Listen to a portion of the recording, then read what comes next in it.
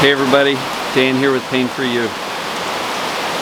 Today's topic is going to be what to do about self-directed anger. So, as you can hear, we got ourselves a nice big rainstorm. So I'm hanging out in the screened-in porch. Sorry about the noise, but the rain and the thunder is kind of fitting for today's topic. So, first, I'm going to take a couple of nice deep breaths because I got off the lake about 5-10 minutes ago. So I didn't get rained on, and I definitely did not get struck by lightning. Good thing. So I'm going to breathe in the safety. Exhale the danger. Breathe in the relaxation. Exhale the stress.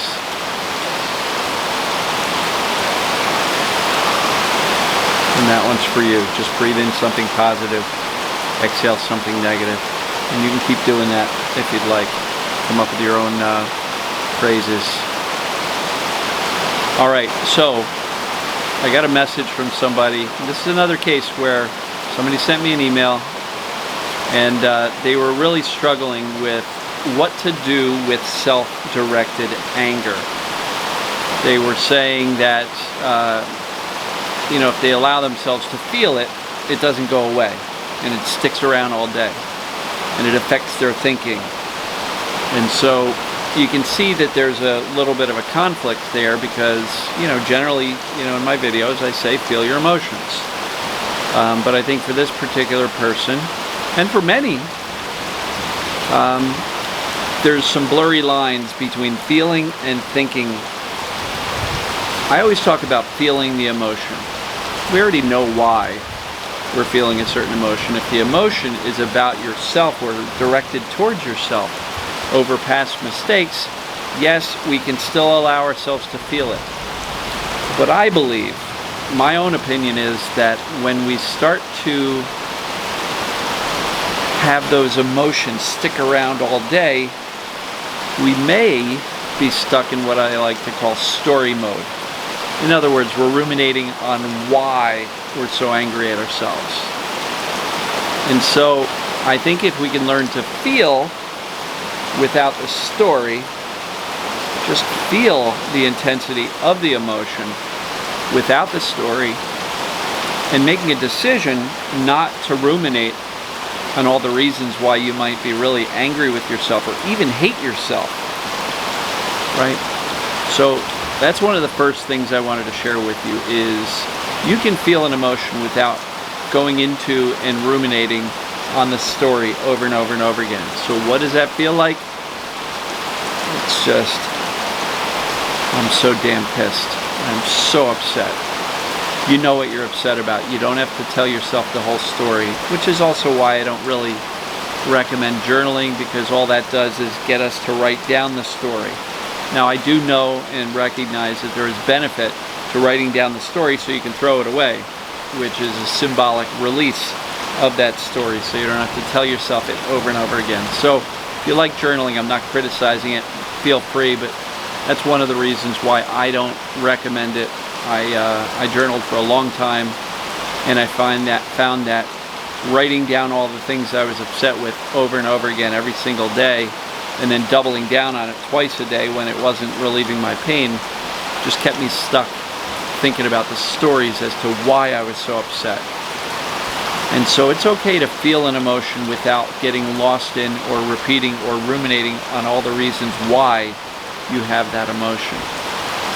So don't get stuck in the story, but give yourself permission to feel the emotion. I read a long time ago that if you truly feel an emotion for 90 seconds, the emotion tends to start to release and dissipate all on its own. But you got to give yourself permission to get with that emotion. And if it is self-directed anger and hatred, okay, feel it. Avoiding it certainly hasn't helped you, correct? So now the next thing I want to talk about is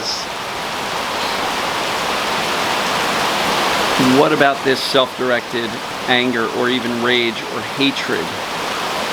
Well, where did that come from? Right? I never met a 2-year-old who hates themselves unless they've been taught that they're bad, right? So somewhere along the lines, we learned that we're not good enough, we're not smart enough, we're not pretty enough, not handsome enough, we're not, you know, which tends to cause a lot of us to become do-gooders and people pleasers. Loving the thunder, it's awesome. So we become do-gooders and people pleasers and perfectionists because we want to earn the love and trust and respect and care and attention of those people who raised us. And in some cases it wasn't available no matter how good we got. And so depending upon the level of critique you may have gotten growing up, or the level of acceptance or presence from your parents, sometimes some of us will conclude that we're not good enough and we need to be better and better and better, and there becomes that obsession with being perfect. So maybe it wasn't the parents who directly criticized you, but their lack of availability and affection and attention. Love that thunder. We drew our own conclusions that we were not good enough. And look, many of us throughout our lives, yes, we have made mistakes. I have made plenty of mistakes in my life. Guarantee I'm going to make a lot more. And that's okay. You know why?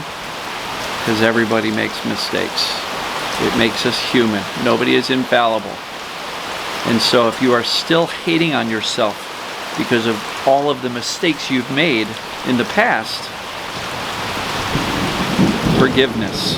One word, you got to figure out how to forgive yourself for something that is no longer happening anymore, and that you made the decision you did because it was the decision you made and it was based on the knowledge and the insight that you had at the time.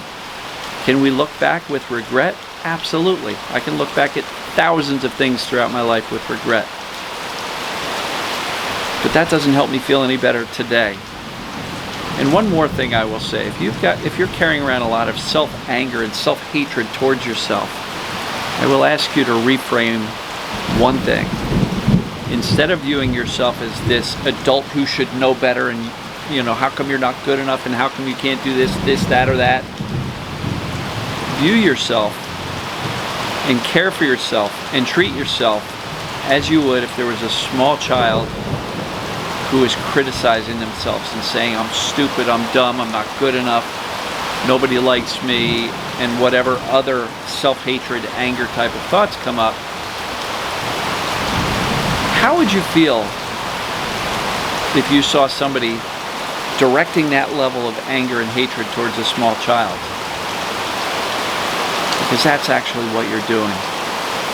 You are directing it towards yourself. And all of us, and I'm not big on the whole inner child stuff, but please, we all have a sensitive side. And nobody likes to be criticized. So why the heck are we doing it to ourselves and then wondering why we feel so crappy physically and mentally and emotionally? I'm sorry about this noise, but I am just loving this thunderstorm. Even after I'm done shooting, I'm going to sit out here through the whole storm, loving it. So, do you get my point? If a child were criticizing themselves and judging themselves, you wouldn't join in and tell them, you're right, you are dumb, you're stupid, you're ugly, you're everything. You're a failure, you're never going to do anything that you set yourself out to do, don't even try. Which is what a lot of us say to ourselves. But would you join in and say that to the kid, or would you say, come here, honey, please don't say that about yourself, it's not true. Love yourself, you're wonderful, you're amazing. And so look, we need to care for ourselves the way we wish we were cared for growing up. And if you have all of these self-judgments and self-esteem challenges and feel really bad about yourself, I've said it before, I'll say it again. We didn't make up that stuff on our own. Somebody gave that to us. Somebody taught us how to be self-judgmental. Somebody taught us that we're not good enough. So look, self-directed anger, yes, feel it, but don't get stuck on the stories why you hate yourself. Forgiveness, really important concept here, because you can't change it. You can't change the things you've screwed up in the past. Let it go. And then just from a current standpoint, do you really want to go through the rest of your life beating the crap out of yourself because you don't think you're good enough because somebody else taught you a long, long time ago that you're not good enough? Look, I know the self-anger and the self-hatred feels a heck of a lot like this storm right now. It feels a lot like thunder and lightning and crashing in this heavy-duty storm, and we have these thought storms. But look, I will tell you this, and even if, you know, another analogy about the storm, even if you're struggling with significantly high pain, guess what? All storms pass. And by tomorrow's video, you're going to see the storm is no longer raging here. It's not making a hell of a mess. It's not making some chaos. So if you have a thought storm of self-hatred, let it pass. Don't cling to it. Don't ruminate on it. Don't try to fix yourself. Just let those thoughts pass. We don't have to fix our thinking, but we don't have to take it seriously anymore. And we don't have to choose to hold on to it and repeat it over and over and over again. So I hope this makes sense. I'm really trying to speak to this one individual who's struggling with the self-hatred and saying that when I feel those emotions, they stick around all day. Hopefully the concept of not lingering on the story and why you're so upset at yourself, along with the forgiveness, along with the kind of viewing yourself as a little child who really, really, really doesn't like being yelled at and picked on and criticized and judged. So why do that to yourself? Please. Take this on. If you've got self-directed anger, hate, feeling like you're not doing this recovery process right, cut yourself some slack. We're all human. And oh, by the way, this recovery process, we don't have to do it perfectly. Baby steps. Wow. Wow. It's a heck of a storm. Baby steps in the right direction is what it takes to make progress. Because every kid that's, you know, tried to learn to walk learns to walk unless there's some physiological, you know, problem with them. But look, we can do this. Baby steps, incremental changes. Notice, become aware of when you are criticizing yourself with your thinking, and choose to let that storm pass. And what you will find is the less you allow yourself to take those thoughts seriously, the less you believe them as true, the less of those thoughts you'll have, and the better you'll start to feel about yourself. Wow. Wow. The camera probably even glitched as the lightning hit. So that's all I really wanted to say on this topic. Hopefully the noise level here isn't too crazy and affects the audio too much. But I love you guys and gals. Stop beating the crap out of yourself. Feel the emotion, then let it go. Stop ruminating. Forgive yourself for past mistakes. And care for yourself as you would a scared child. Right? Don't judge yourself. It doesn't get you anywhere. I'm not saying there's no room for wanting to aspire to new and better things. That's awesome. But you don't have to beat the crap out of yourself to do that. As a matter of fact, beating the crap out of yourself will make it less likely to get where you want to get to. So, love you guys and gals. Wow, this storm is right here over the lake. Alright guys, on that last thunderclap, love you, take care, and I will see you tomorrow.